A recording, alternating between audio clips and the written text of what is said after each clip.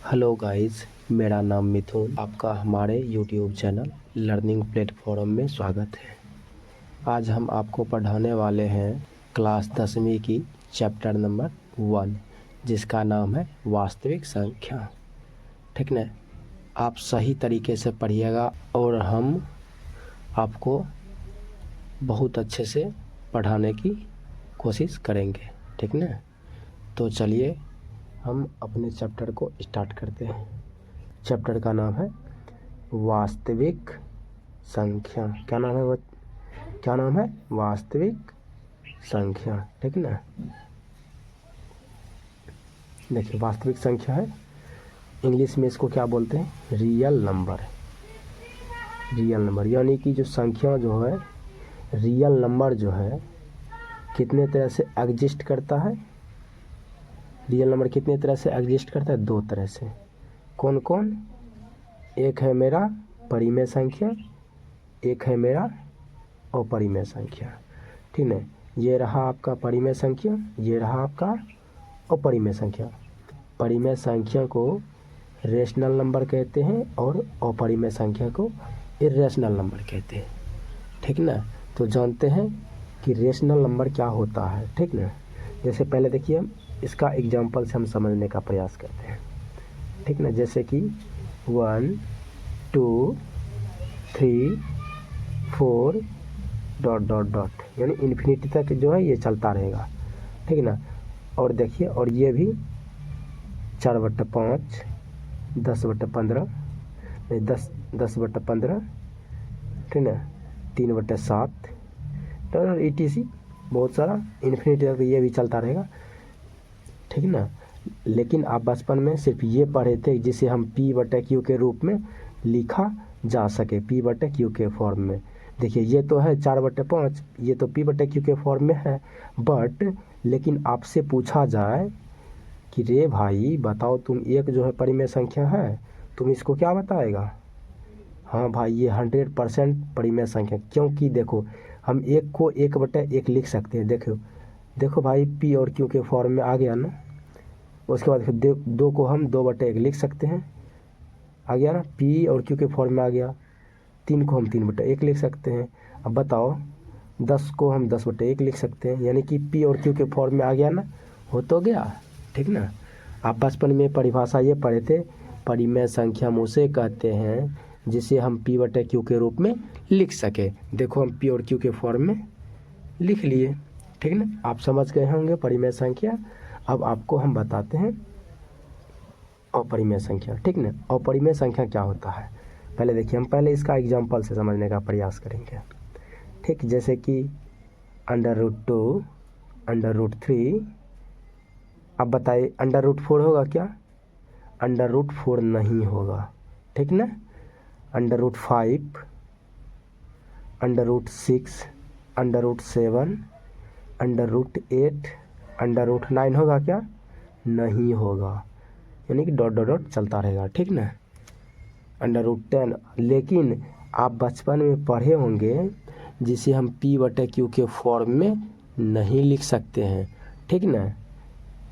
देखिए, √2 का जो है ना, आप वर्गमूल निकालिएगा, 1.414 ... चलते रहता है, यानी कि इसका भी नहीं होगा। √3 का भी नहीं होगा। √4 का इसीलिए होगा क्योंकि देखिए, √4 का जो है ना, वर्गमूल 2 निकल जाता है। ठीक ना? 9 का भी निकल जाता है, 16 का भी निकल जाता है, 25 का भी निकल जाता है। ठीक ना? तो और हम बोल सकते हैं इसको, जिसका रूट नहीं निकाला जा सके उसे हम अपरिमेय संख्या कहते हैं। ठीक है? बताइए, अब देखिए, डिफिनेशन जो है, डिफिनेशन हम 2 तरीके से दे सकते हैं। डेफिनेशन जो है, जिसका रूट नहीं निकाला जा सके, ये तो मेरा हुआ स्टैंडर्ड से। लेकिन आप बचपन में पढ़े होंगे जिसे P/Q के रूप में नहीं लिखा जा सके, आप ऐसे पढ़े थे। ठीक ना? लेकिन अब हम आपको बताते हैं, ठीक ना, कि अब जैसे कि कोई संख्या मैंने ले लिया 16.143, इस पे मैं रैकरिंग लगा दिया। इसका इस रैकरिंग का मतलब हुआ, इस प्रकार से लिख सकते हैं 6.143, फिर ये जो है ना फिर से लिखाएगा 143, फिर 143, फिर 143, यानी कि चलते रहेगा लिखते। अब बताओ भाई, ये जो है अगर हम मान के चलो ये दशमलव यहाँ से डिलीट किए, नीचे में अगर लिखेंगे तो हमको यहाँ पता रहेगा तब ना भाई कि कितना संख्या है, तब ना उस हिसाब से हम जो जीरो को नीचे डालेंगे, लेकिन हमें तो पता ही नहीं है, तो इसलिए हम इसको P/Q के रूप में नहीं लिख सकते हैं। वैसा ही हाल इसका है, ठीक ना, संख्या कहाँ तक जाएगा ये मुझे मालूम ही नहीं है। √3 का भी वैसा ही हाल है, √5 का भी वैसा ही हाल है, ठीक ना। आप जो है ना अपरिमेय संख्या आप समझ गए होंगे, ठीक। लेकिन देखिए, और अगर हम बोले 0.475, ये परिमेय संख्या है, परिमेय संख्या है या नहीं, तो हम 100% ये परिमेय संख्या है, क्योंकि हम इस यहाँ पे हमको पता है कि यहाँ पे जो है ना डिलीट करेंगे इसको, ठीक ना, तो डिलीट करने के बाद तीन को शून्य आएगा, तो यानी कि 475/1000। अब बताओ भाई, P और Q के फॉर्म में तो ये आ गया, ठीक ना। इसलिए आपको कन्फ्यूज़न नहीं होना है कि ये परिमेय संख्या है कि अपरिमेय, ठीक ना। लेकिन अब अगर उस पर रैकरिंग लगा दिया तो आप 100% अपरिमेय संख्या है, ठीक ना। और देखिए, आपको हम चैप्टर में बताएंगे कि इस रैकरिंग को जो है, इस रैकरिंग वाले क्वेश्चन को कैसे परिमेय में बदला जाता है, ठीक ना। तो वो चैप्टर की बात है, ठीक। आप शायद बेसिक समझ गए होंगे, ठीक। अब आपको पता है ना, रियल में रियल नंबर कितने संख्या को एग्जिस्ट करता है? 2 संख्या को, परिमेय और अपरिमेय, ठीक ना। यानी कि अगर आपको पूछे कि वास्तविक संख्या किसे कहते हैं, तो आप उसको बोल सकते हैं कि परिमेय और अपरिमेय को ही वास्तविक संख्या कहते हैं, ठीक ना। तो चलिए, अब हम जो है, ये तो मेरी हो गया, ये तो हो गया, मैं बेसिक चीज़ मैं समझ गया, चैप्टर का अर्थ भी समझ गया क्या है, ठीक ना। अब हम आपको सबसे पहले बताते हैं कि इस चैप्टर में जो है हमें क्या पढ़ना है, ठीक। इस चैप्टर में हमें क्या पढ़ना है, सबसे पहले चैप्टर का नाम है चैप्टर नंबर 1, ठीक ना। पढ़ने से पहले हमको ये क्लियर होना चाहिए कि इस चैप्टर में हमें क्या पढ़ना है। देखिए, सबसे पहले हमको पढ़ना क्या है, यूक्लिड विभाजन से HCF कैसे फाइंड करें, कैसे निकालें, यानी फाइंड करें, ठीक है ना।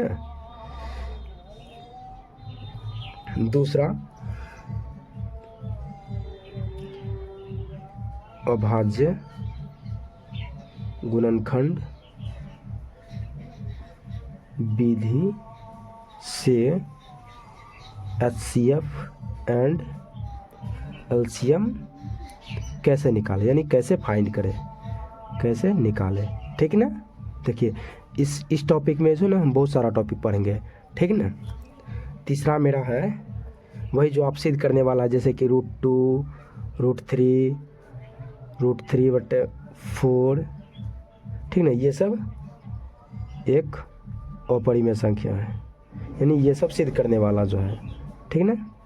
लेकिन चौथा नंबर मेरा पॉइंट क्या है, चौथा नंबर मेरा पॉइंट है शांत और अशांत, ठीक ना, शांत और अशांत।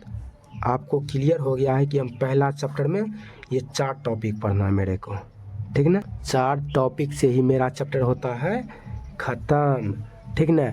जब आप कहीं भी पढ़िएगा तो आपको क्या क्लियर होना चाहिए कि हम क्या क्या पढ़ेंगे इस चैप्टर में, तब हम इस प्रकार से कोई भी, अगर मान के चलिए कि इस टॉपिक से क्वेश्चन पूछा, हमको पते नहीं रहेगा भाई कि हम किस चैप्टर से, यानी किस चैप्टर में हम क्या टॉपिक पढ़े। सबसे पहले ये क्लियर होना चाहिए कि टॉपिक क्या है, ये टॉपिक मैंने किस चैप्टर में पढ़ा था, ठीक ना। तो अब हो गया, मिलते हैं अब अगले चैप्टर में, ठीक ना।